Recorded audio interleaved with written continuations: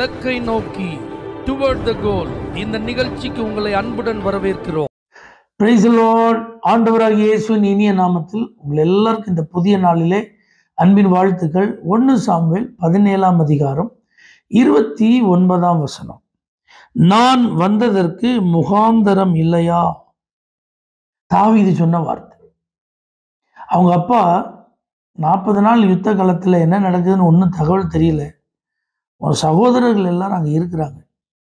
அதனால இந்த தின்பண்டங்களை சகோதரர்கள்கிட்ட கொடு, இந்த பால் கட்டிய அந்த கமாண்டர்கிட்ட கொடு, அவங்கள சுக செய்தியை விசாரிச்சுட்டு ஒரு அடையாளத்தை வாங்கிட்டு வா அப்படின்னு சொல்லி தான் அனுப்புகிறார். தாவீது வந்தான். அந்த காரியத்தை நான் செஞ்சிட்டு இருக்கும்போதே திடீர்னு ஒரு சத்தம் கேட்குது. எதிரிகளின் பாளையத்திலிருந்து கோலியாத் என்கிற ஒரு பெரிய ராட்சதன் வந்து இஸ்ரவேலின் தேவனை தூஷிக்கிறான், அவருடைய சேனைகளை நிந்திக்கிறான், கடுமையான வார்த்தைகளை பேசி அவர்கள் தெய்வங்களுடைய நாமங்களை பயன்படுத்தி இஸ்ரவேலரை பழிக்கிறான். இதெல்லாம் பார்த்துட்டு இருக்கும்போது எல்லாரும் பயந்து ஓடுறாங்க. இராணுவ வீரர்கள் ஓடுறத தாவீது பார்க்குறான். அவனுடைய பயங்கரமான கர்ஜனையை கேட்குறான். இப்போ பாருங்க, இந்த தாவீது இவனை வீழ்த்தினா என்ன கிடைக்கும் அப்படிங்கிற தகவலை விசாரிக்க ஆரம்பிச்சோன்னா அவனுடைய சகோதரர்கள்லாம் நீ கிளம்பு, இடத்த காலி பண்ணுன்னு சொல்கிறான். அப்போ அவன் சொன்ன வார்த்தை தான், நான் இங்கே வந்ததற்கு ஒரு முகாந்தரம் இல்லையா? இதான் ஒரு வித்தியாசமான திங்கிங், சிந்தை. நல்லா புரிஞ்சுக்கோங்க, தற்செயலாக அனுப்பப்பட்டது ஒரு காரியத்திற்கு தான். ஆனால் அங்கே தேவ செயல் ஒன்று நடக்குது.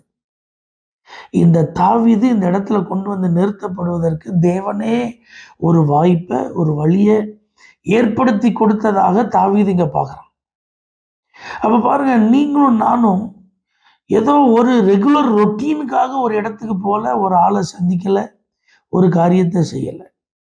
ஒரு ஸ்கூல்ல சேர்ந்திருக்கோம் அப்படிங்கிறதுக்காக நம்ம அங்கே படிக்கிறோம். ஒரு கம்பெனியில் வேலை பார்க்குறோங்கிறதுக்காக அந்த கம்பெனிக்கு நம்ம போகிறோம். ஒரு தொழில் தொடங்கியிருக்கோம் அப்படிங்கிறதுக்காக அந்த தொழில் ஸ்தலத்திலேருந்து அந்த தொழில் செய்கிறோம். ஒரு ஊழியம் செய்கிறோம் அப்படிங்கிறதுக்காக ஒரு கிராமத்துலேயோ பட்டணத்துலேயோ ஒரு இடத்துல நம்ம என்ன செய்கிறோம்? ஊழியம் செய்கிறோம். ஒரு ஊரில் வாழ்கிறோம் அப்படிங்கிறதுனால அந்த ஊரில் ஏதோ ஒரு தெருவில் ஒரு வீட்டில் நாம் என்ன செய்கிறோம்? குடியிருக்கிறோம். ஓகே, இதெல்லாம் ரெகுலர். ஆனால் இங்கே நம்ம அனுதினமும் செய்து கொண்டே இருக்கிற காரியங்கள் ஒரு பக்கம் நடந்துட்டு இருந்தாலும் நம்ம மேலே ஒரு தேவ திட்டம் இருக்குது. நான் இந்த இடத்துல இருப்பதற்கு ஒரு தேவ சித்தம் இருக்கிறது. நான் தற்செயலாக இங்கே வருகிறவன் அல்ல, வந்தவனும் அல்ல. இப்போ நான் சும்மா என்ன செய்யலை, என் காலத்தை நான் செலவு செய்யவில்லை. அப்போ நான் எங்கே போனாலும் ஏதாவது ஒன்று செய்கிறதுக்கு கர்த்தர் எனக்கு ஒரு வாய்ப்பு என்ன செய்கிறார்? தருகிறார். இப்படி ஒரு சிந்தை இருக்கணும். இந்த சிந்தை இல்லைன்னா நமக்கு லைஃப் போர் ஆயிரும். நமக்கு ஒரு மாதிரி அதை விட்டுறலாம் அப்படிங்கிற ஒரு மனநிலைலாம் என்ன செஞ்சிடும்? வந்துடும். ஆண்டவர் நம்மள ஒரு நோக்கத்தோடு தான் தெரிந்தெடுத்திருக்கிறார். ஒருவேளை தாவீதை இந்த இராணுவ தளத்திற்கு அனுப்பினது அவருடைய தகப்பனா இருக்கலாம். ஆனால் அவன் தகப்பன் மூலமா அவனுக்கு இப்படி ஒரு ஐடியாவை கொடுத்து இவனை கரெக்டாக அனுப்பும்போது இது கோலியாத்தை சந்திக்கிறதற்கான ஒரு வாய்ப்பாக இருக்குங்கிறத எல்லாவற்றையும் அறிந்த தேவ திட்டம். இது அவங்க அப்பாவுக்கே தெரியாது. தாவீதை இப்போ நான் அனுப்புறதுனால தாவீது போய் அந்த யுத்தத்தில் ஒரு பெரிய வெற்றியை கொண்டு வர போகிறான் அப்படிங்கிறது அவனுடைய தகப்பனுக்கு தெரியாது. தின்பண்டங்களை சுமந்து வந்த தன்னுடைய சகோதரனை வாங்கி சாப்பிட்ட அந்த இராணுவத்தில் பணியாற்றின சகோதரர்களுக்கும் தெரியாது. ஏன், அந்த நாட்டுக்கே ராஜாவாக இருக்கிற சவுலுக்கும் தெரியாது இன்றைய இரட்சகன் இந்த தாவீது தான். ஆனால் பாருங்க, இவன் அப்படி மாறுறதுக்கு முதல் காரணமே அவனுடைய வித்தியாசமான சிந்தை. இதுதான் இன்னைக்கு நமக்கு வேணும். நான் எங்கேயும் சும்மா போகலை, சும்மா வரல, நான் யாரையும் சும்மா பார்க்கல, நான் யார்ட்டையும் சும்மா பேசலை.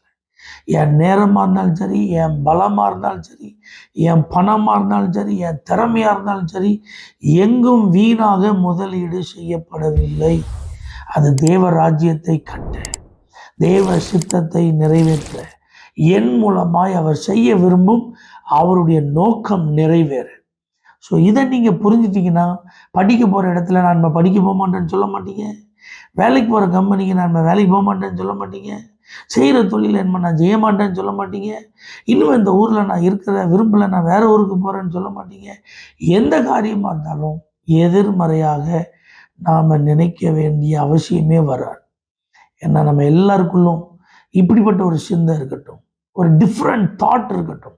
ஏன்னா நான் எங்கே போனாலும் அதற்கு ஒரு முகாந்திரம் இருக்கு. அப்படிப்பட்ட ஒரு முகாந்திரத்தை அறிந்ததுனால தான் அன்னைக்கு தாவீது இஸ்ரவேலுக்கு ஒரு பெரிய வெற்றியை கொண்டாடினான்.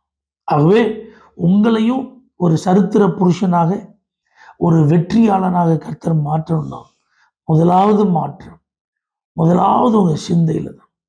வித்தியாசமான சிந்தை உடையவர்களாக இருப்போம், வெற்றியாளர்களாய் மாறுவோம். பரலோக தேவனை எங்க சிந்தையை நீங்க ஆட்கொள்ளுங்க. மற்றவர்கள் சிந்திப்பது போல, மற்றவர்கள் யோசிப்பது போல நாங்க யோசிக்கிறது இல்லப்பா. இந்த ராஜ்யத்தின் சிந்தையை நீர் எங்களுக்கு தாரும். இயேசுவின் நாமத்தில் பிதாவே, ஆமென். For prayer contact, Pastor J. J. Kumar, El Shaddai Ministries, 9500252586, Surandai.